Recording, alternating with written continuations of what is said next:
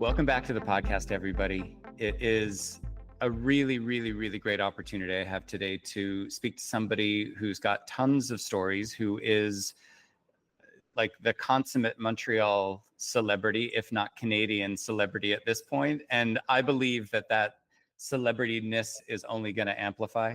I've got the honor of speaking with comedian, performer, writer, public figure that you may know from Big Brother Canada, The Traders Canada. She's the co-host of Intellectual Intercourse, the podcast that is available wherever you get your podcasts. Please welcome Tranna Wintour to the podcast. Welcome, Tranna. It's a pleasure. It's a real pleasure. Thank you so much. For me too. Well, listen, you're coming off of a week. You've had a couple of weeks. Well, this last week especially, Just for Laughs made its big return, and I honestly wasn't even expecting to be part of it this year. Like, not in any negative way, just I hadn't showcased for them, I didn't contact them, and I didn't ask for anything. And then, like mid-June, I think they reached out to me with some great opportunities, and it ended up being such an amazing week. I feel like your career right now there's not a lot that can be planned and a lot of stuff is happening sort of spontaneously. Is that accurate? Well, I think that's basically been how things have been for me since I started doing this like 13 years ago. There's a part of me that really wishes that I was like a ruthlessly ambitious, calculated person, like many of my heroes, like Madonna and Jennifer Lopez, both Leos. I'm a Pisces, and I just don't have that energy.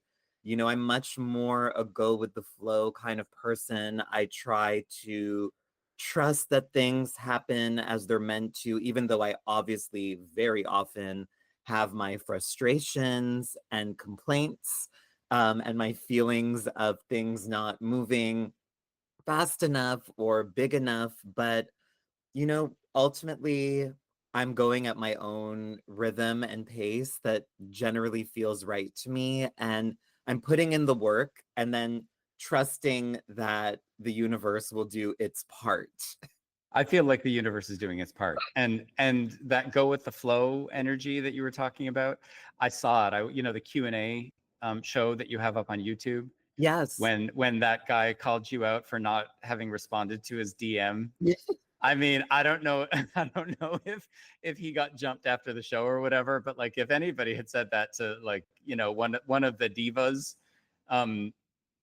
there would have been blood on that floor. Do you know what I mean? Like, and as the Brits would say, the cheek of that guy to call you out at your show for not getting back to him when he was just asking for an extra ticket. I mean, but I like that, honestly. Really? Like, I think that there's a part of me that appreciates a little cheek from people when it's done kindly. Like, I mean, he was still really sweet, and, yes. and funny in his own way, and maybe wanting a little attention, which I can relate to. So I don't judge people for wanting their little moment. And that was sort of the fun of that show that I did. That was the Q&A show, which was really interactive because I love being in the moment, and that's my favorite way to perform. And I get bored often when I'm just sort of like doing my number or doing the material that I'm like working on. The more traditional stand-up part of what I do, I find for me can get a little bit boring. So I like to switch it up and do things that are more interactive. And even often when I'm doing sort of straight up stand-up, I often leave a lot of room for improvisation. Like, I just did a new hour at Just for Laughs, a new show, and I would say a good 50% of the material was material that I was doing for the very first time. And it wasn't even material that I had written out. It was just ideas that I had in my head. And it was more topics that I wanted to talk about. And so I just sort of let myself go on stage. And I feel like a lot of my comedy is written on stage. And I see how it goes. And the things that work, I'll do again the next time, slightly differently. And it just keeps evolving that way. But for me to sort of sit down at a computer and try to write funny material, I used to do that when I first started, but I think that I just trust myself more now. and I trust my voice, and I trust my comedic instincts and timing. And I think that I'm just always at my funniest when I'm off the cuff and in the moment. I mean, listen, that takes a lot of, yeah, self-awareness, but it takes a lot of confidence. I've done a stage show and I teach a lot, Mm-hmm. and I rarely prepare anything because I know that it'll happen in the moment, but Yeah. it took me years to get to that. Well, me too. I didn't start off performing that way. You know, Mm, when mm, I mm, mm. started off, I very much wrote out my material word for word, memorized it and performed it.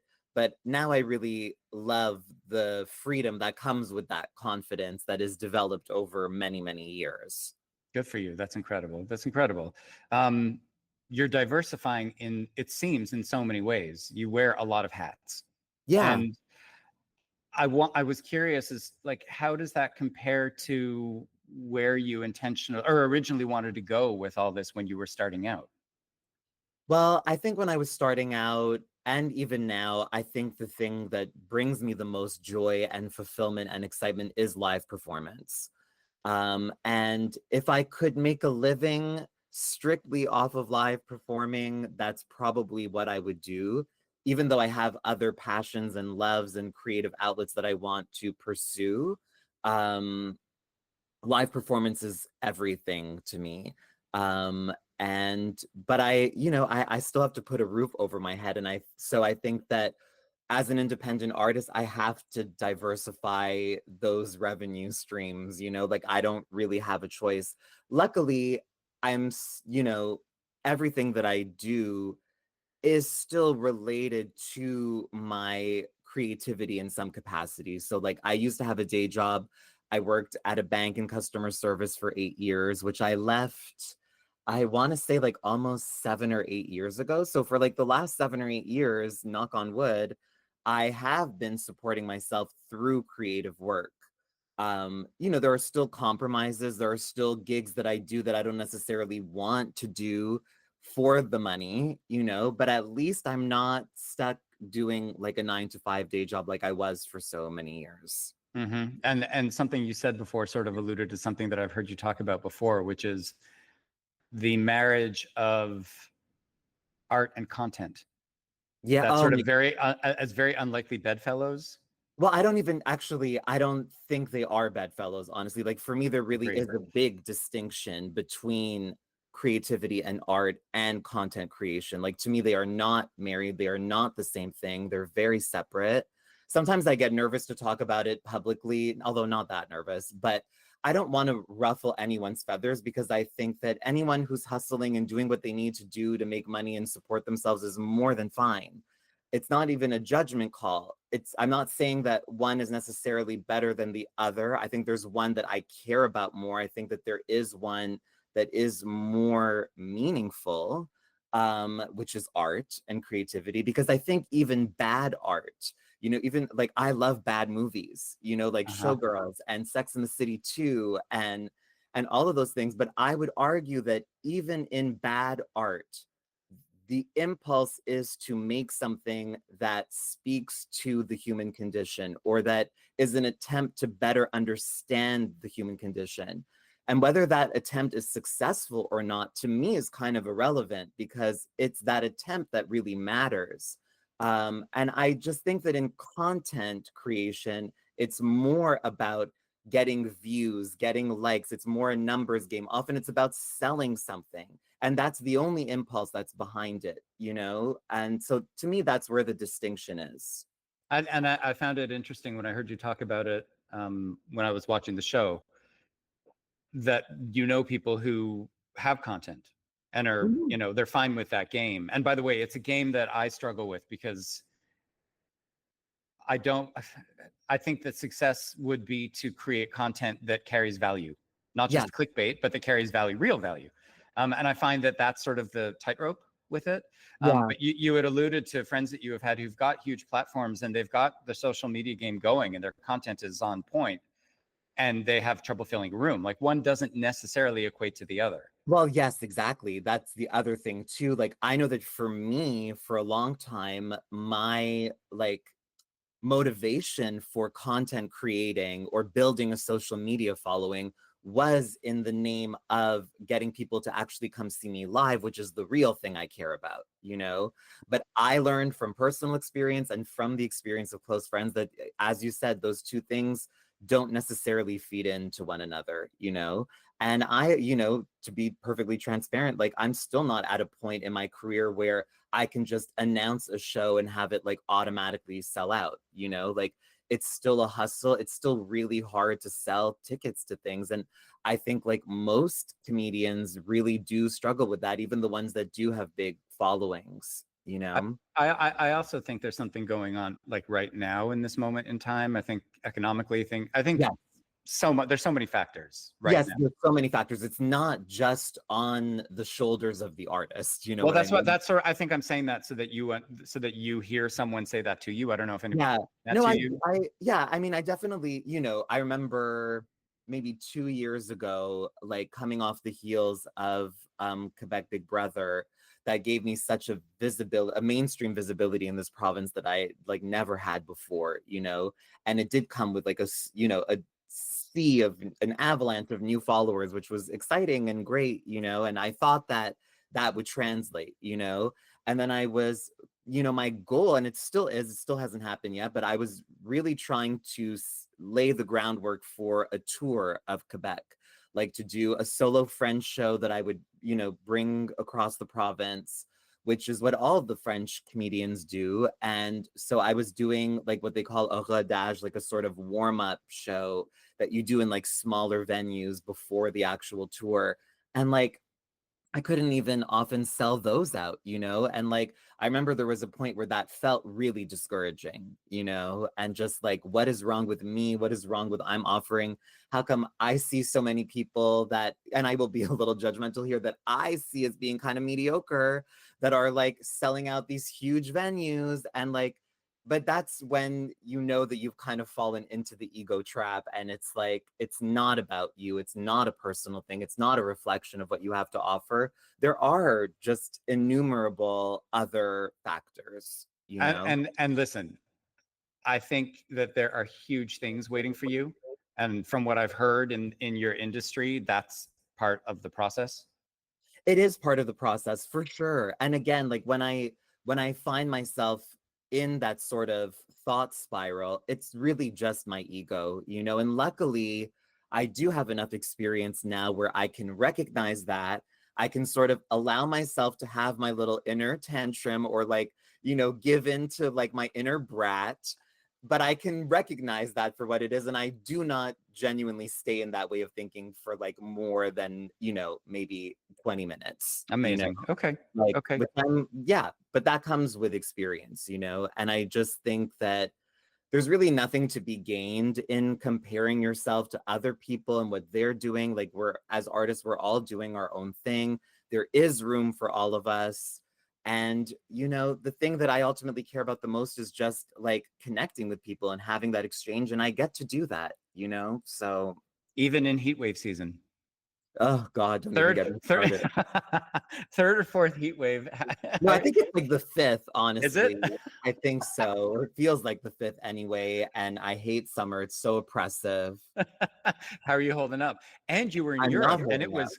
Oh, you're not. Okay, I No, and apologize. yes, the heat wave followed me on my first vacation in 15 years to Europe, where it's usually nice and cool. Like I was mostly in Belgium with a friend who moved there a few years ago.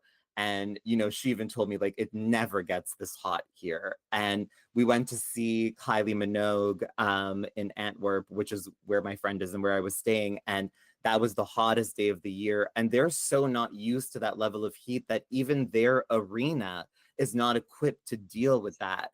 So the air conditioning, if there even was any, was like barely strong enough. Even Kylie was dying.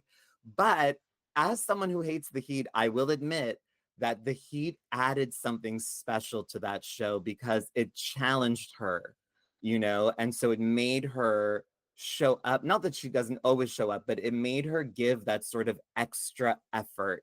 And when everyone's together and sweating and hot, but like having this amazing experience, like it actually made it more magical than the other times I had gone to see the show. Yeah, I saw Madonna in Miami last year. I forget. Last year or the year before. and it was crazy hot. And I She think, also turns off the air conditioning at her venues. Like she loves to sweat. and I think somebody had turned it on, and she stopped the show. She Yeah, stopped the show and she went off.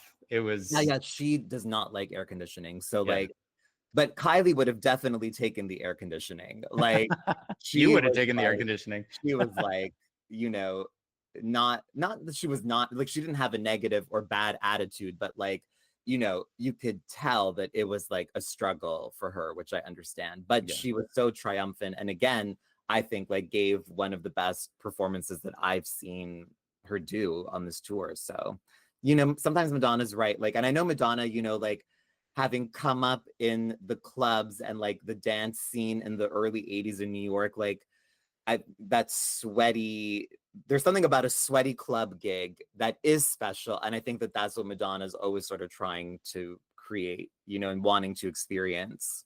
Yeah, I think you're right. Even if it kills the rest of us, I get it. Even if it killed the rest of us, exactly. She doesn't give a shit about us anyway. Ain't that the truth? How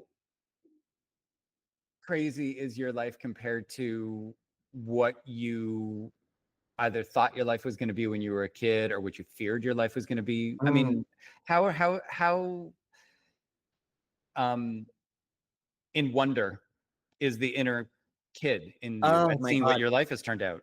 That's such a beautiful question, honestly, and something that I do think about a lot. And I saw RuPaul on his book tour. He did like a little stop in Montreal at the Olympia, just like a very straightforward talk. Like I don't even know how much is written out, to be honest, because it felt very off the cuff. He didn't really say anything that he hasn't said a million times before, but it was still really special. And his energy, honestly, like whether you like him or not, is like his presence is very palpable and very powerful. And he told everyone that they should make their phone wallpaper a picture of them at like 6, 7, 8 years old, because he said that everything you do in life is in service of that child. And I really do agree with that. Like I maybe even not consciously, but I do feel like I'm always carrying that inner child with me. And anytime something really amazing happens to me, I think immediately about that kid, and I feel like I'm living it for that kid. And I think that as a kid, I grew up being so inspired by people like Alanis Morissette and Madonna. Those were like my two like earliest inspirations as artists. And um, obviously, I'm not living a life anywhere close to those lives, but I think that even just the idea of being an artist in any capacity felt so much just like a fantasy for me as a kid. Like it wasn't even a goal. It was a thing that I fantasized about that I never thought could actually happen. It just felt like the kind of thing that you dream about and fantasize about, but that does not have a chance of actually coming true. And so I would say that I, you know, when I get to experience the really exceptional things, like a couple of months ago, I performed at Radio City Music Hall in New I York was with going to ask Mateo. you. I was going to Like ask you about that. I was like, as soon as I got there for sound check and like Mateo brought me to the stage to like see the venue and everything, like I just started sobbing, you know, because it was just so hard to take it in. And I feel like I haven't even fully taken it in yet, you know, because again, my thought goes back to that kid who thought that a moment like that would never be possible, you know, to the point where, again, I can't even say that I ever really pursued my career as a goal, because for so long I was so disconnected from that dream because it didn't seem remotely possible. So why bother?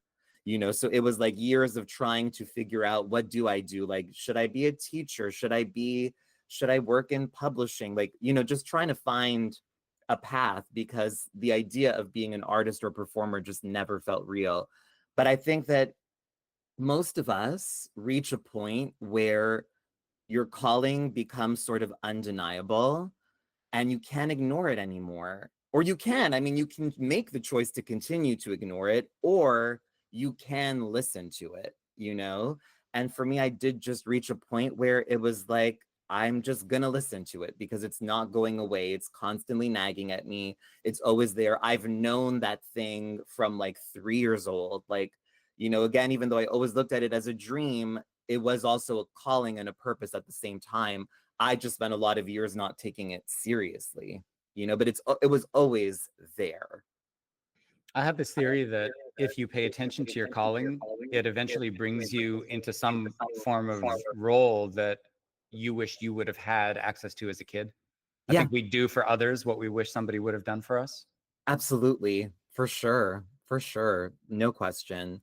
I think also like because I grew up idolizing such larger than life people, I think that I had this idea in my head that it needed to be larger than life, that like you needed to be like a megastar, but that's really not true. Like you can absolutely be a working artist without being a celebrity.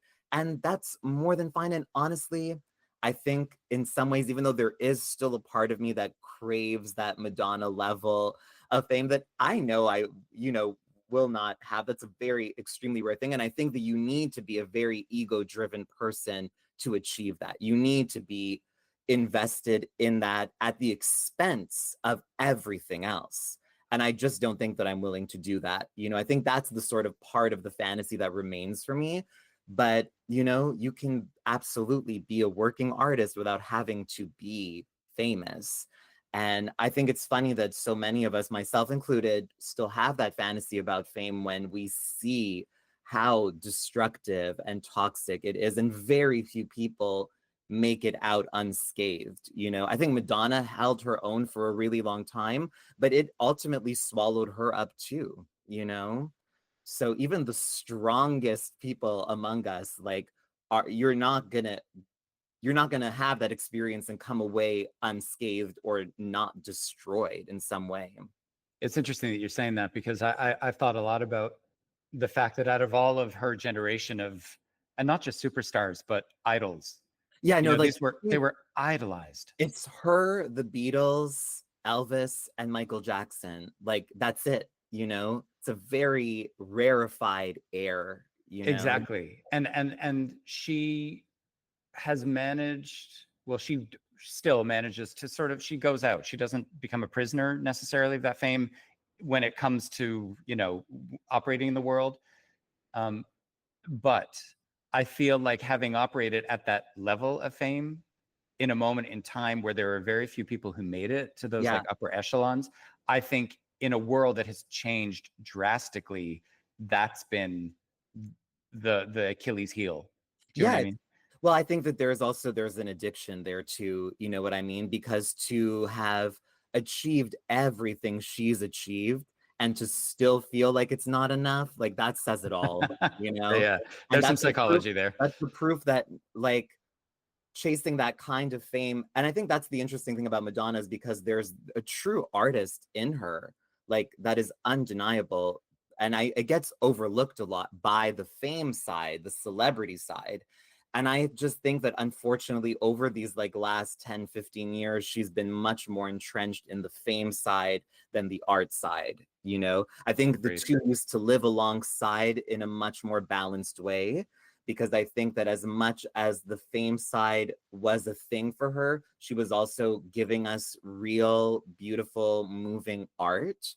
Um, and there are glimpses of that here and there. Like the Celebration tour, I think was an amazing artistic achievement. But I think she's too entrenched in the fame side, which is so absurd to me because I'm like, my God, Madonna, like it doesn't make sense. Like you don't need to play that game anymore, you know, like you've played it and you've owned it, but she's still so addicted to needing to be like the center of the universe. Yeah, 100%, 100%. You had mentioned that you had read Barbara Streisand's autobiography and that like it was a bit of a deal breaker for you. I mean, you didn't use, Yeah. I'm paraphrasing. Yeah, I'm a survivor of that book. That's how I see myself.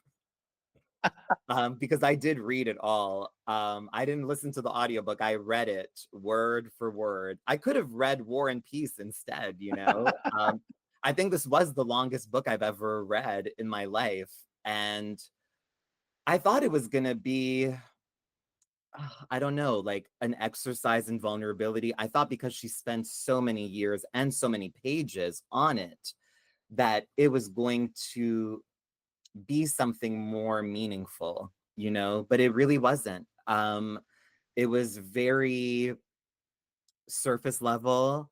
Um, and I say that in the sense that she is always looking outward and not inward, you know? So any conflict that she describes in the book, whether personal or professional, it's always somebody else's fault, you know?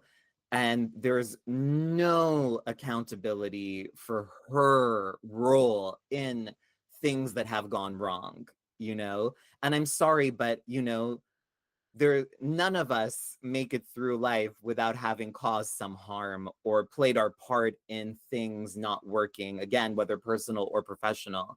And I just think it's so ironic because, I mean, the gist of the introduction of the book is that, like, basically she wants to prove that she's not a bitch, you know, but she actually does the opposite. Like, she actually proves that she's a bigger bitch than I could have ever imagined, which I thought was really funny. Like, I mean, she really is a control freak. And I think that it goes beyond wanting to do good work, because obviously as artists, we always want to do good work. We want our work to be the best that it can be. And there's absolutely nothing wrong with that, you know?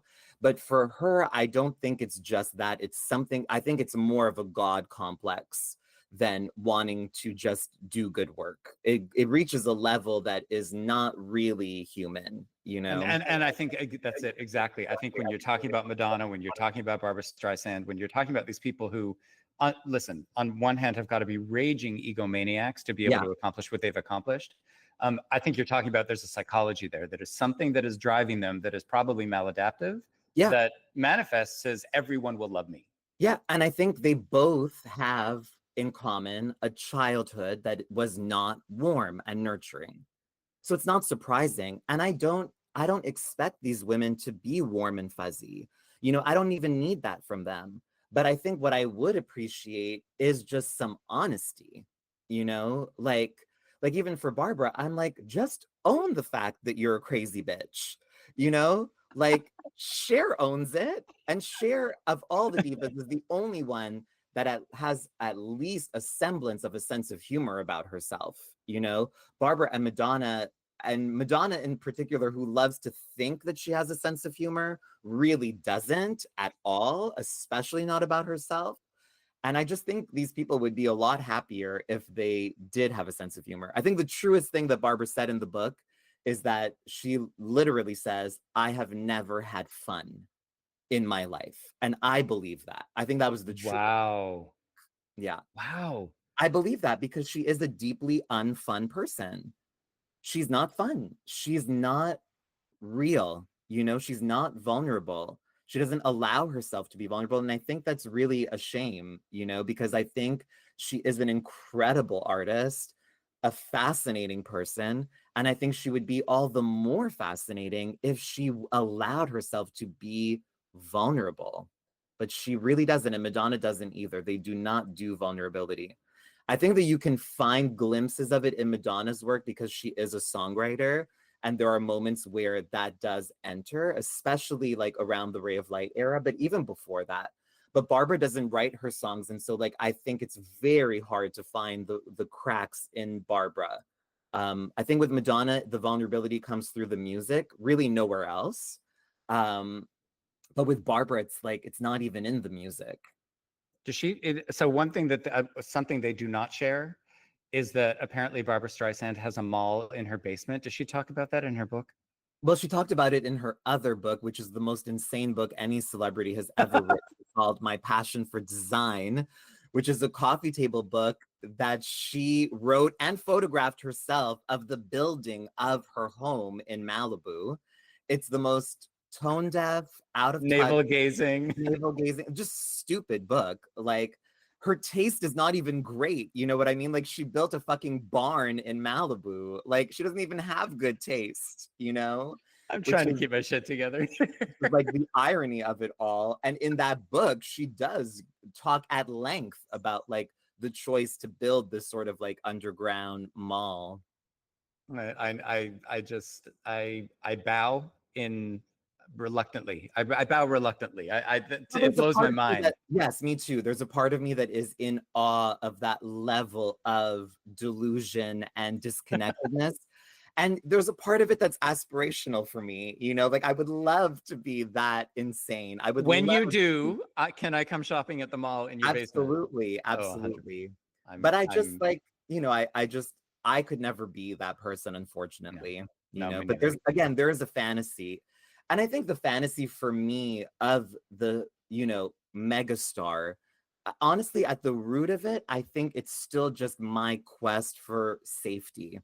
You know, it's like I think that I still have this, even though again, I can see that it's false, but there's still a little part of me that believes that if I can achieve megastardom and wealth, then that wealth and power and even celebrity will protect me, even though it has not done that for anyone. It's actually Mhm. made them more vulnerable and prone to abuse and being taken advantage of, you And know, addiction and yeah, and all of numbing. it. It's not a Yeah, good thing. It yeah. has not really been a great thing for many people, you know? I mean, listen, you strike me as being, and not just from our conversation, but from the research that I did before today, um, in, incredibly intelligent. And that's so refreshing in art. That's so refreshing in a performer to have somebody who's really, really, really intelligent and self-effacing and self-aware and knowledgeable. Like though for some reason that seems like a rarity today. Thanks. I mean, I don't really feel that way. Like, I think I'm can be pretty stupid. And I look at people who are so much smarter than me and I envy their intelligence. But I do think that one thing that I can acknowledge that I possess is like kind of common sense. You know what I mean? Like, I generally think that in life, in general, regardless of what you're looking at or talking about, it's like usually the simplest answer is the right one. You know, I think that sometimes we like to think that things are more complicated than they are, but really, you know, kind of comes down to a question sometimes of like good versus evil, ego versus soul. And like, usually when you boil things down, they're not really that complicated. I think you're more spiritual than you think you are. Because No, I listened to the podcast episode where like, am I spiritual on yes, intellectual intercourse? A lot of the stuff you talk about really speaks to core spiritual beliefs. no, I do think that there is a spirituality in my life. I'm just not like, I don't really have like a spiritual practice. Like, I'm not Mm.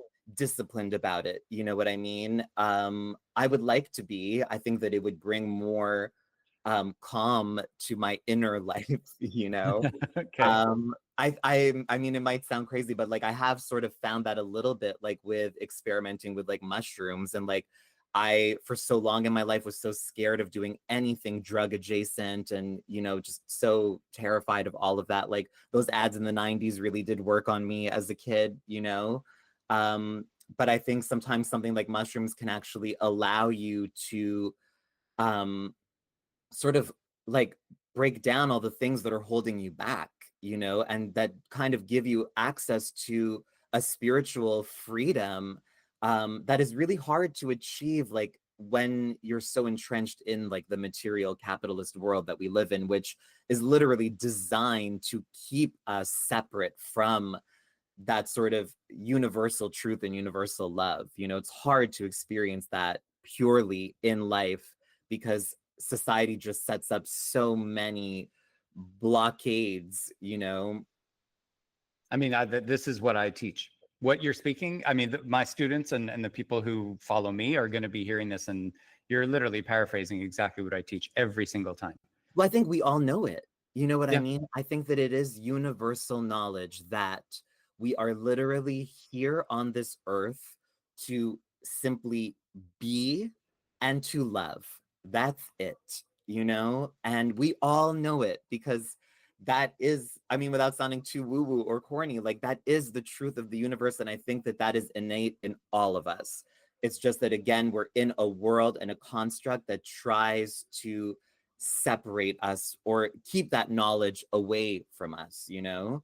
But Mm-hmm. all teachers, you know, and I think it's important to find the teacher whose voice and way of explaining things resonates with you and makes sense to you.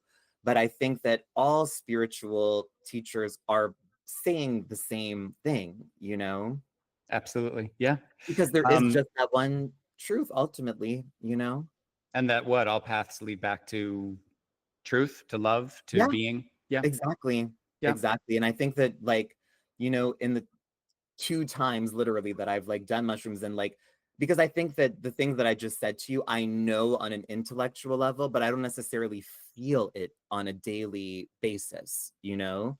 um I don't really feel it often at all because again of all the noise and the distraction that exists in between. But in the moments where I have been able to access it and all of that becomes so clear, it's so powerful, it's so beautiful.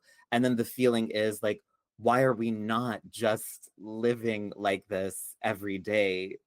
But again, we're on a I don't know, we're in a reality that doesn't really allow for that. We're in a reality where our survival is constantly at risk and on the line, you know? Yeah. The way I express it is we are not set up to succeed in a system that is really only interested in us participating in the economy aspect of that Yeah, system. exactly. Exactly that. Mm. Um, how influenced have you been by Sandra Bernhardt? Oh my God, like completely influenced by her. But not only influenced, I see a lot of myself in her. I think we have very similar sensibilities and even the way that we speak, even our tone.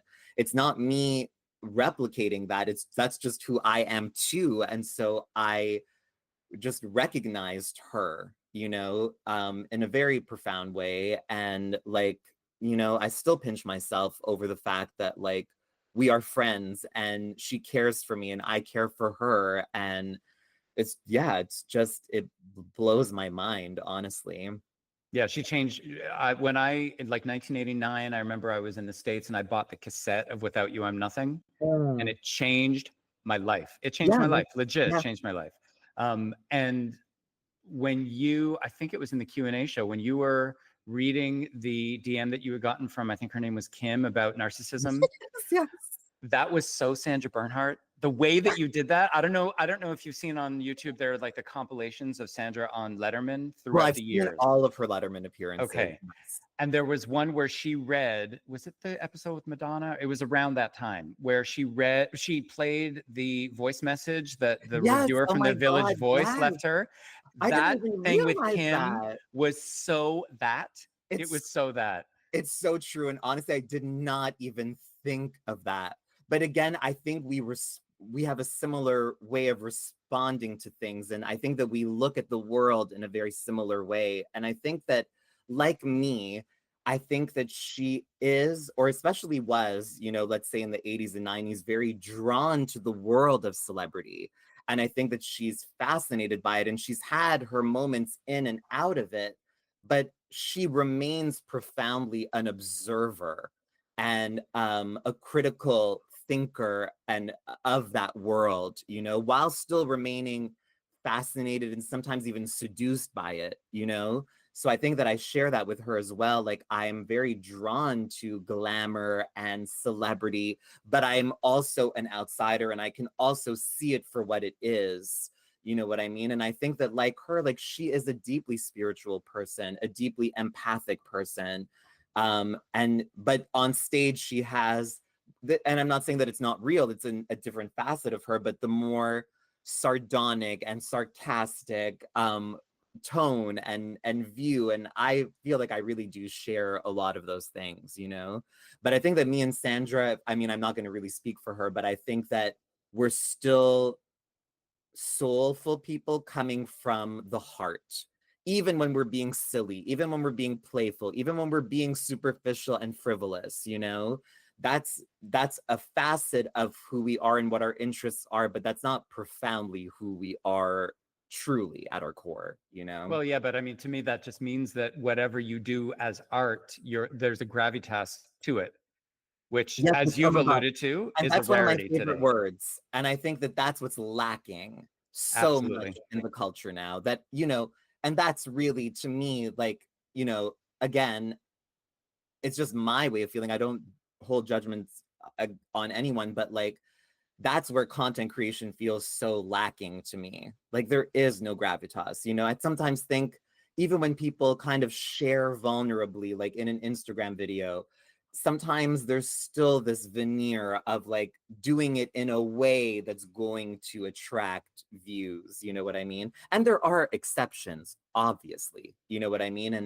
And I think that in so many ways, it can be a really powerful tool. You know, when I say content creation, I'm really talking about the stuff that has no real meaning, that is really just there to attract attention or to sell something, you know?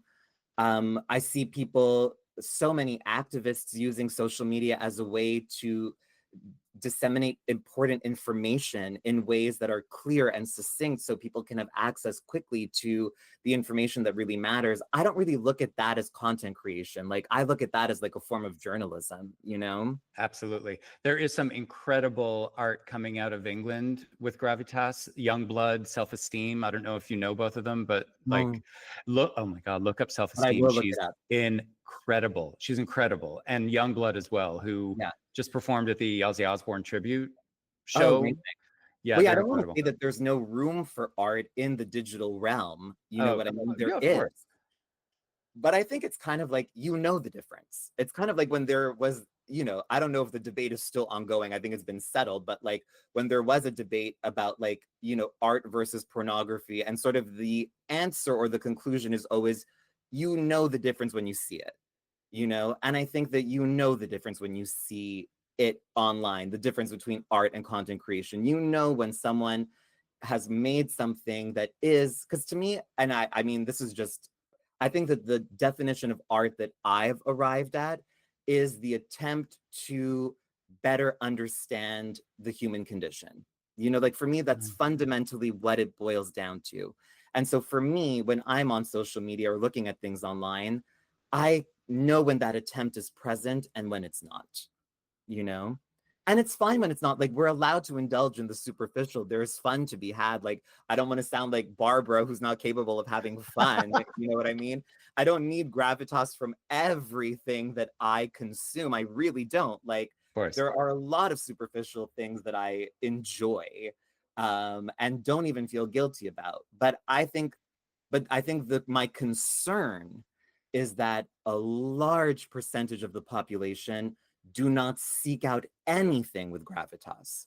They only are consuming the superficial, and that concerns me.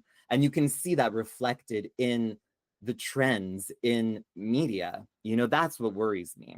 Yeah, and I think it's just an indication that we're living through very unstable times, and instability is disruptive, I guess, to Yeah, people. Yeah. yeah. And Um, people don't want to be challenged, you know?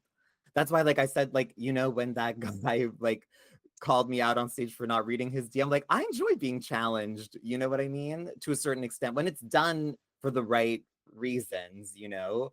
Or like also like I fully reserve the right to be wrong. Like I'm human.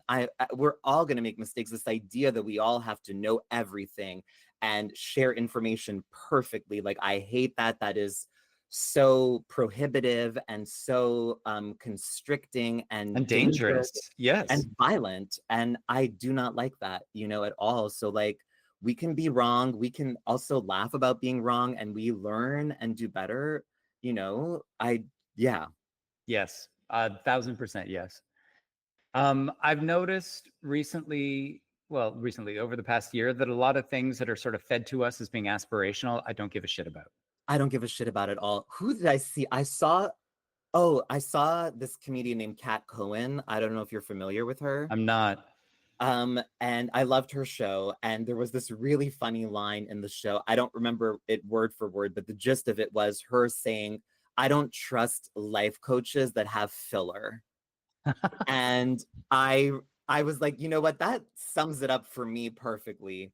You know, I think that so much of the wellness industry is a fucking scam, is a Hell fucking yes. pyramid scheme. It's bullshit. Again, to me, it's always obvious who the bullshitters are and who the real deals are. It's not obvious to a lot of people, though. A lot of No. people do not know the difference. But I think for the people who are maybe having a difficult time finding the difference, that's a good question to ask yourself. Do they have filler? You know, and For those listening, I have no filler.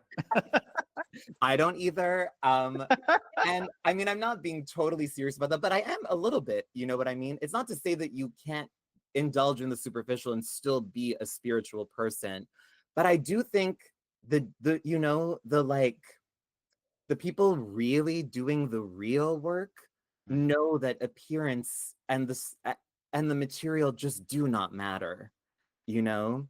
Yeah. Even for me, you know, like I'm reaching an age where I'm not old by any means, but I'm also not super young.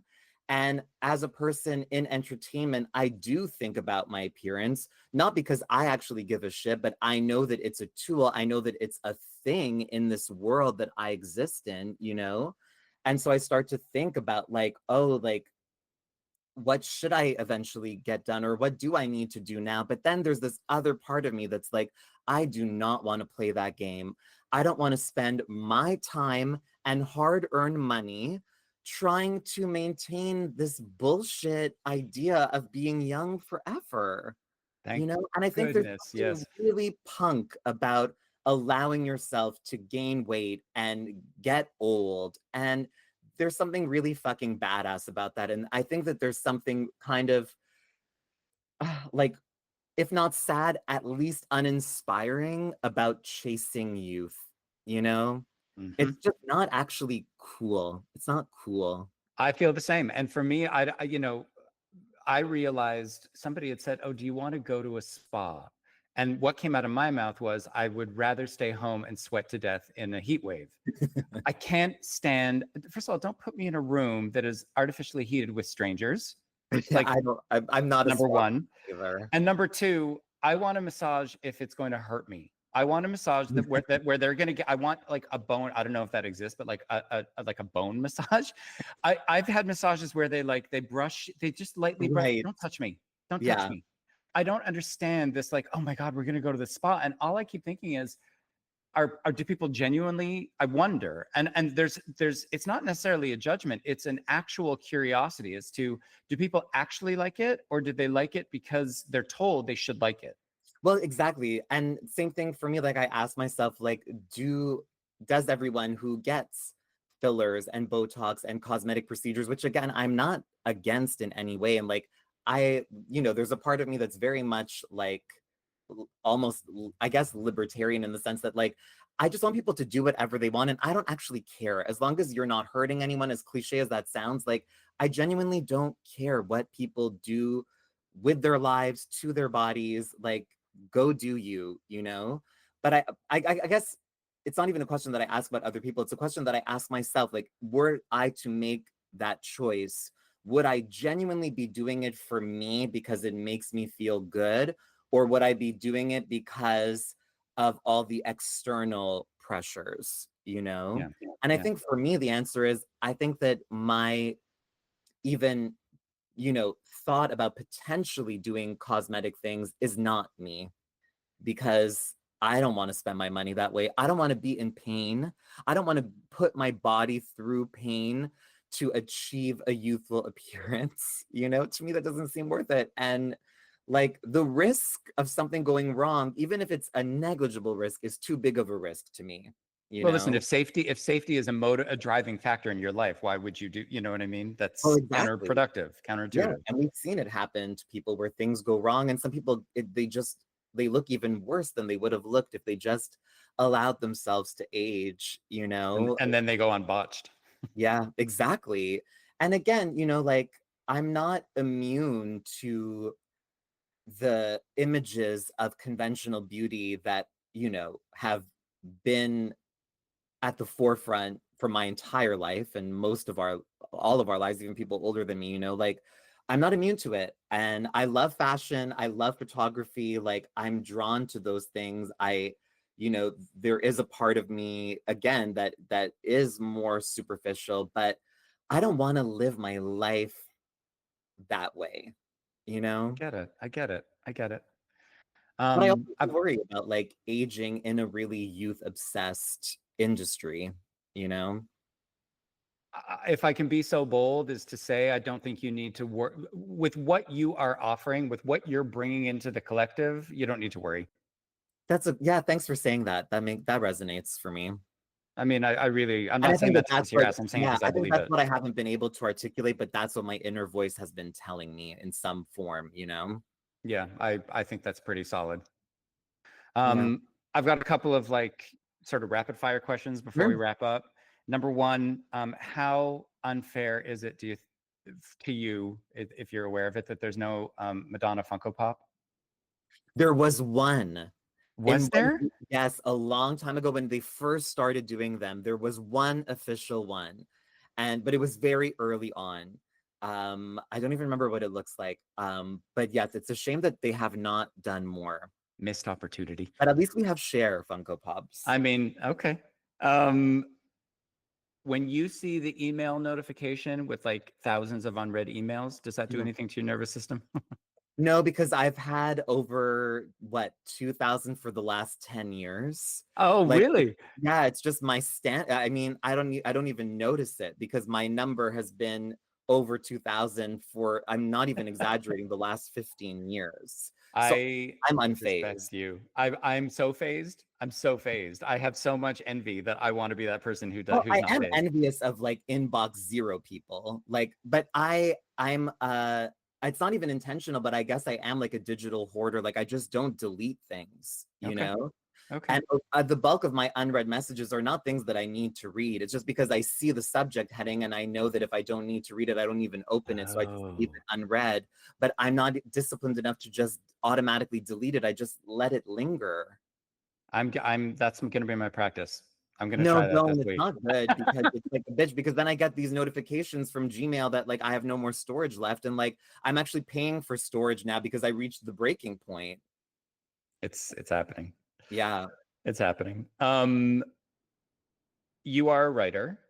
Hmm. How does this modern, and I'm a writer, so I really manage my sort of cognitive parts when they get very irritated over spelling mistakes that happen in very sort of public forums, like a meme or somebody legit actually writing something, and instead of lose, they write loose or vice Yeah. versa. Does this trigger you at all?